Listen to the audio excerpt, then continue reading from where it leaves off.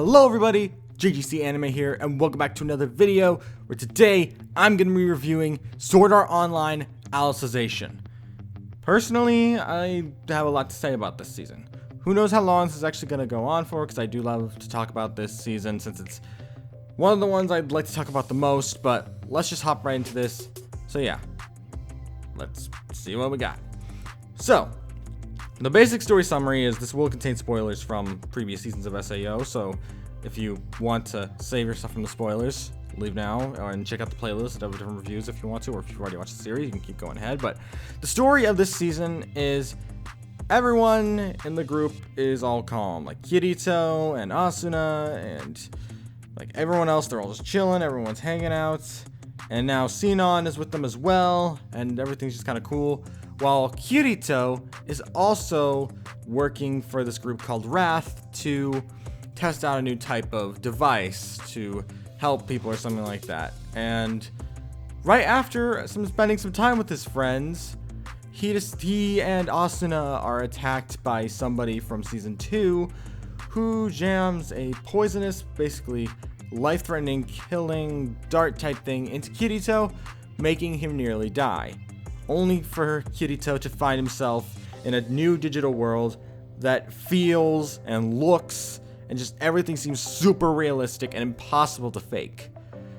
And he meets the new characters from Yu-Gi-Oh! To Alice to a bunch of brand new, really interesting characters, and goes on a crazy new adventure while Asuna, along with a couple of the people in the real world, are attempting to help him in some ways and trying to figure out everything going on.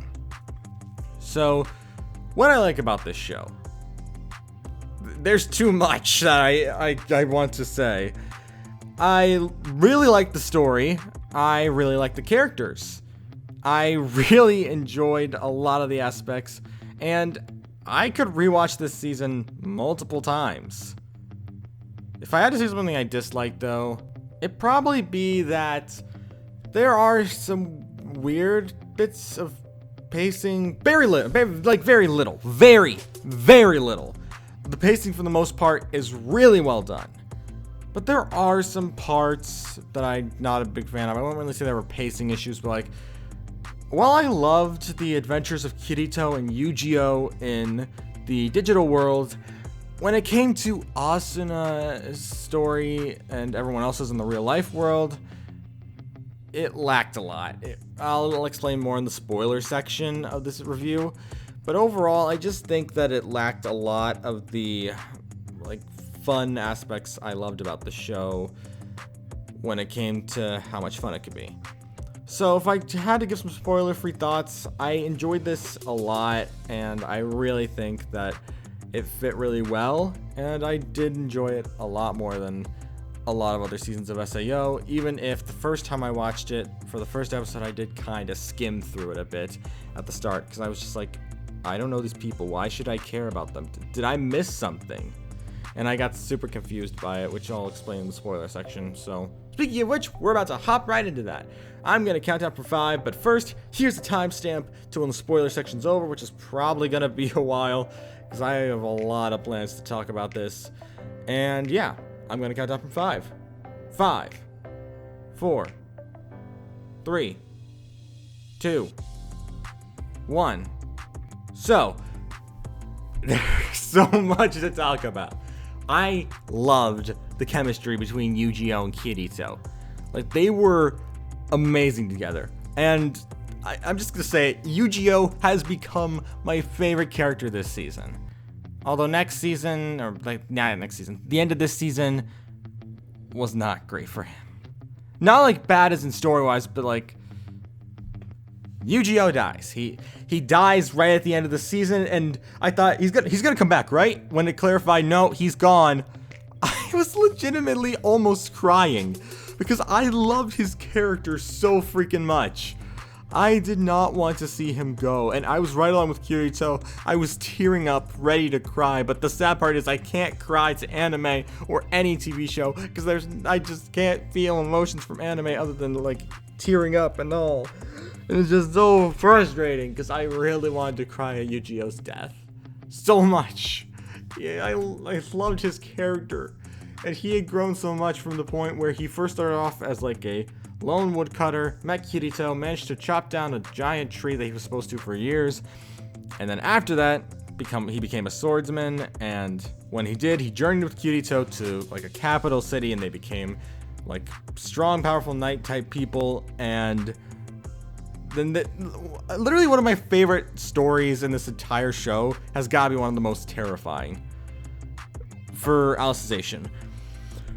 There was this story arc where they're in the capital, they are now official technical knight-ish people, and they even have their own squire type kids. And these squires literally asked for their help because one of their friends, who is also a squire to another knight, is basically being assaulted or / probably forced to do pretty sexual things that aren't exactly something that a knight should do. You know, like those royals in anime that always act all high and mighty as if they're better than everyone else. I just kind of got stuck in my head from Black Clover.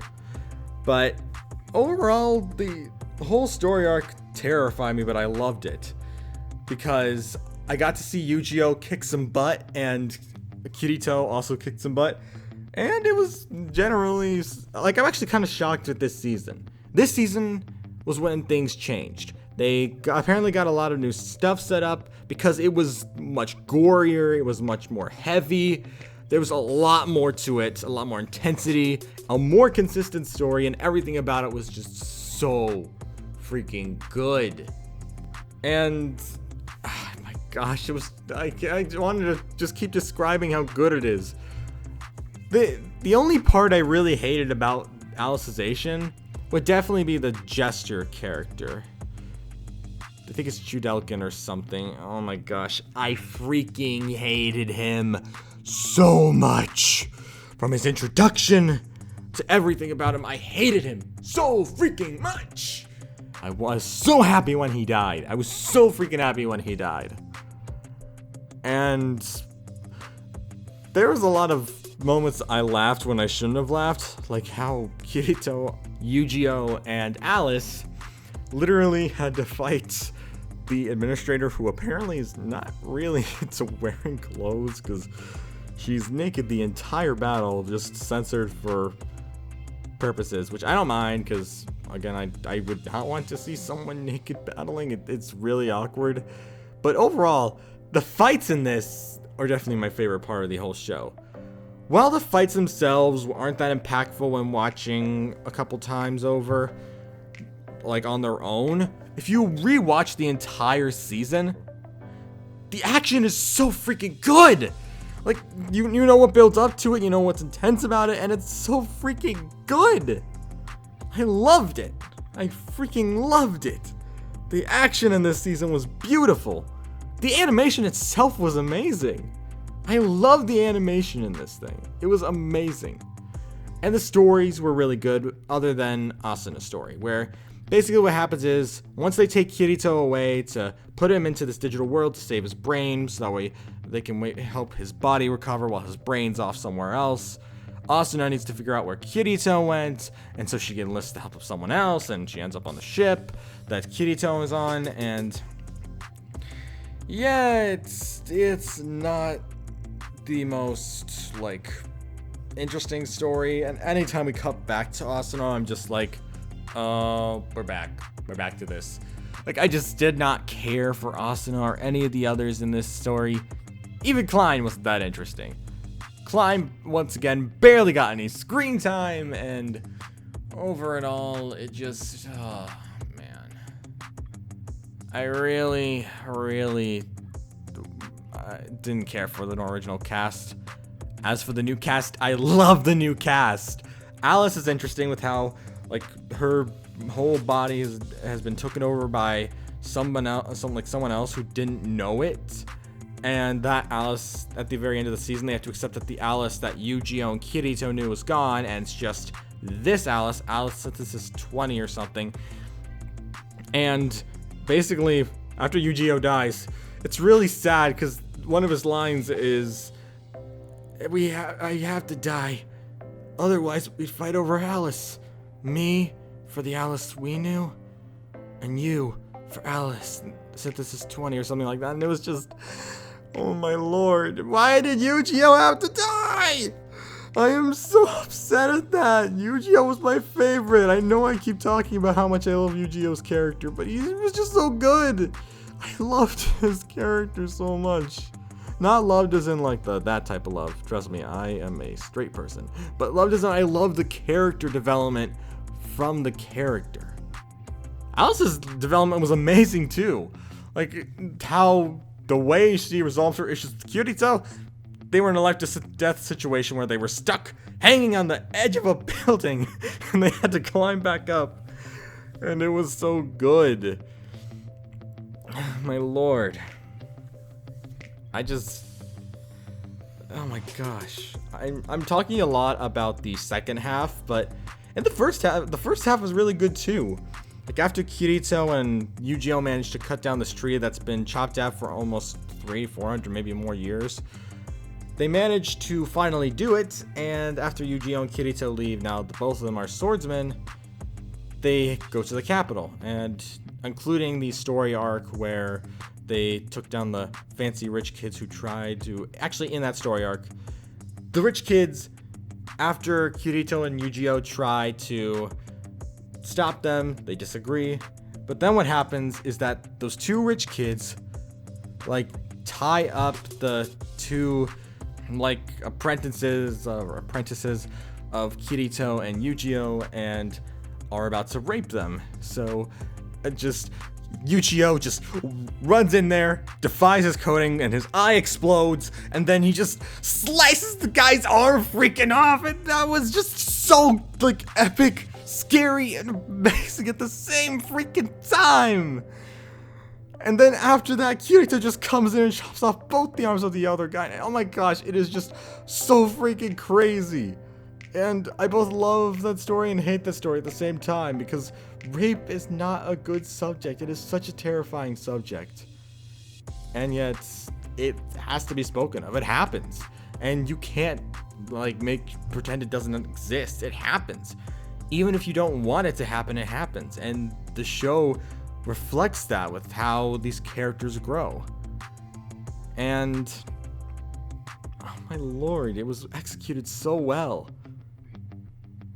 The sound effects in this season were also really good. They even had some classical SAO music playing during some of the battles, including the battle between the person who's the main villain, Administrator, and oh my gosh, almost every character in this whole thing was really good. I loved the characters in this. From Kirito's teacher, I didn't think we learned much about Yu-Gi-Oh's teacher. He really didn't play that much of a part. But overall, I really enjoyed it.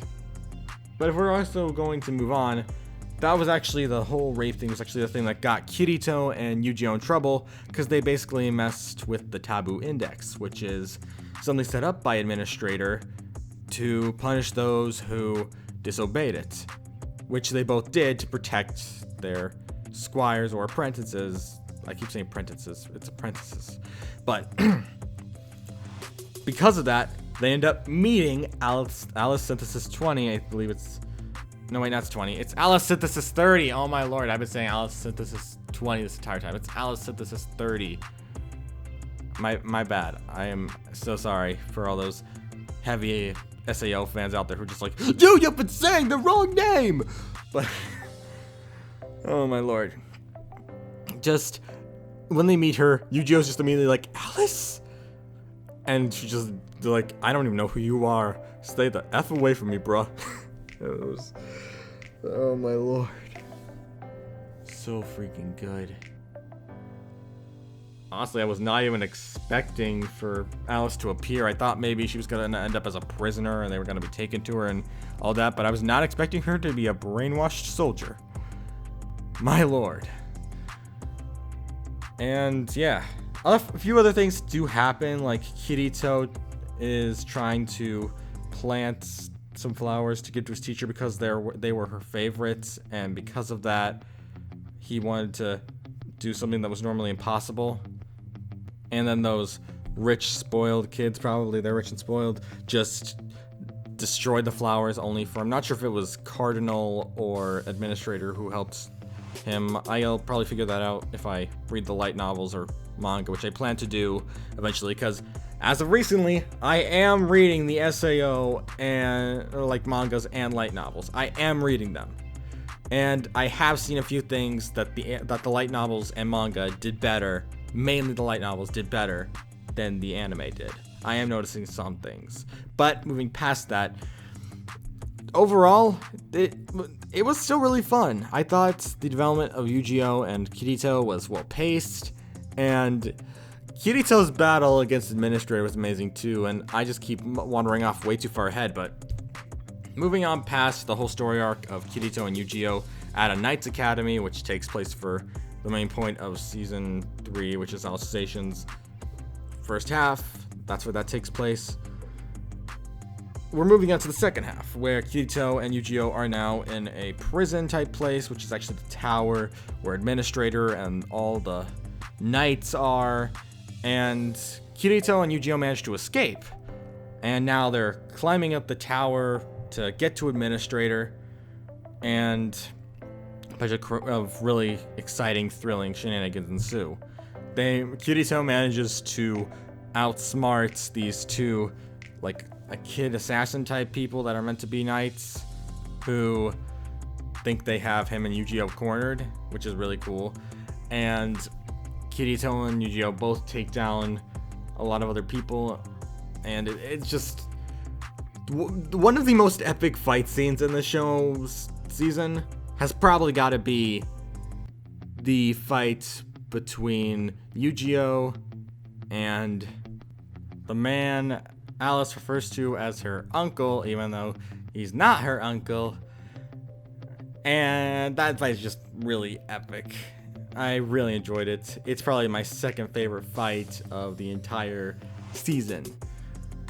And yeah, while Yu-Gi-Oh! Is off caring for that, an incident happens where Alice and Kirito, like Alice, this is 30, and Kirito get trapped on the walls of the ginormous building in which they were stuck in before. And because one wants to stop Kirito and Yu-Gi-Oh! And one wants to save Yu-Gi-Oh! And stop the Administrator, they end up working together. And as you guys might expect, because they work together, they slowly grow a bond and slowly get to know each other better and better and understand the situation. And because of that, Alice, in the end, does join up with Kirito and Yu-Gi-Oh! And after that, they all, well, actually, at first, not they all don't. After the battle between the commander and Yu-Gi-Oh!, that's the person Alice refers to as her uncle, or something. And after that, the Joker type person, Judelkin, still hated him, brought Yu-Gi-Oh! To Administrator, who tried to mind control Yu-Gi-Oh! And honestly, it's really upsetting. I was literally, when I was watching, I was like, no, not Yu-Gi-Oh! Please, no!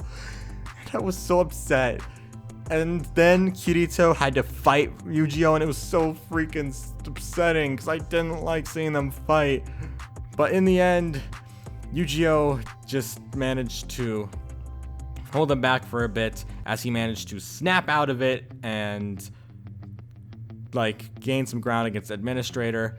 And also during this season, Kirito and Yu-Gi-Oh! Meet this lady called Cardinal, which is basically part of Administrator that she kept away, who was basically its own life and being. And they bring Cardinal in to battle with them as well when they're all facing the Administrator. First, Cardinal dies, saying that she'll die if, like, the other three get to survive, Alice, Yu-Gi-Oh!, and Kirito, which Administrator first agrees to before, well, Kirito, Yu-Gi-Oh!, and Alice just completely ignoring that and fighting against Administrator anyway. First, Yu-Gi-Oh! Asks Cardinal right before she dies to turn him into a sword. And I thought that was both scary and epic. And I thought, oh my gosh, you're doing great, Yu-Gi-Oh! But then the scariest thing ever happened. he managed to cut off Administrator's arm. However, it also led to him breaking in half, causing his like top half of his body and bottom half to be split apart, and his body was kind of like frozen solid. And yeah, after that, then Kirito tries to fight.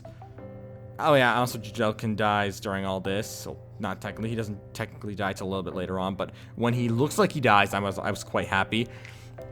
And while Kirito is just standing there, sad to see Yu-Gi-Oh looks like he's about to die, Alice jumps in front of him. Alice jumps in front of Kirito when Administrator's about to like slash at him, just like Asuna did with the whole situation with Kayaba back in the first season.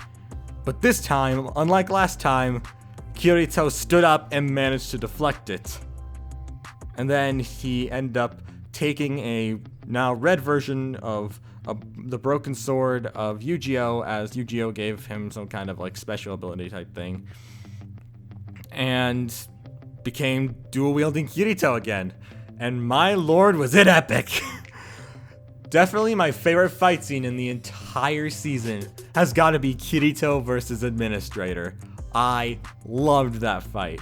It was so good, and it was so well executed, ending with both one of Kirito's arms being cut off and the other arm of the Administrator's arm being cut off. And then after that, Administrator uses her hair, and Kirito has to rely on his one hand since his other arm was cut off. Managing to barely defeat Administrator after almost defeating her, she tried fleeing off to the real world, only for Judelkin to once again rise up from the dead-ish thing and set her on fire, killing both him and her at the same time. And then after that, the most intense part of the entire season happens. Kirito walks over to the panel that Administrator had been using and called up Kikuoka, the guy he was working for throughout the season.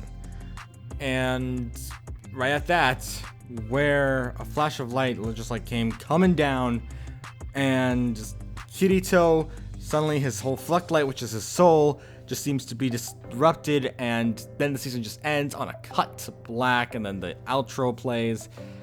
Oh my lord, this season was so good! Just trying to say things I hated about it is very slim, because the only things I can really say I hate were probably Judelkin and a bit of the story when it came to Asuna and the real life world storyline, but when it came to the digital world storyline, I loved it. And the goods really outweighed the bads. So here we are at the conclusion. Here's what I have to say. I love this season. It was so good. There was little to zero flaws, and overall, I loved it. It was a really good season. Even though it definitely took a lot more of a darker tone when it came to some things that definitely got a lot more serious than previous seasons did, along with the fact that this time around, death was more permanent, and overall, it reminded me a lot of the first season of SAO. I loved it. There was almost nothing I could say bad about it. There's nothing else to say, but I give this a 10 out of 10. There were little to no flaws, and I just love this season so much. I have other things to say about the next season afterwards, which is more of the underworld, which I will do a review on that eventually, but it might take a little while because, well, I'm still waiting for the English dub. Yes, that's right, I watched the English dub of SAO. I'm still waiting for the English dub of the second half to come out. I'm not sure if it's out yet when I release this video, but overall, I'm still waiting. And once those do come out, I do plan to release a review, but if people really want to see it, I'll create a review for the first half, because I refuse to watch it subbed. But yeah, that was all I could say for Alicization. I hope you all enjoyed, and thank you all for tuning in. And if you're new here, don't forget to subscribe if you want to. It's all your choice. I don't demand it. And if you want to see more anime content, check out some reviews that are also on my channel. Thank you all for listening. I shall see you all around. Peace!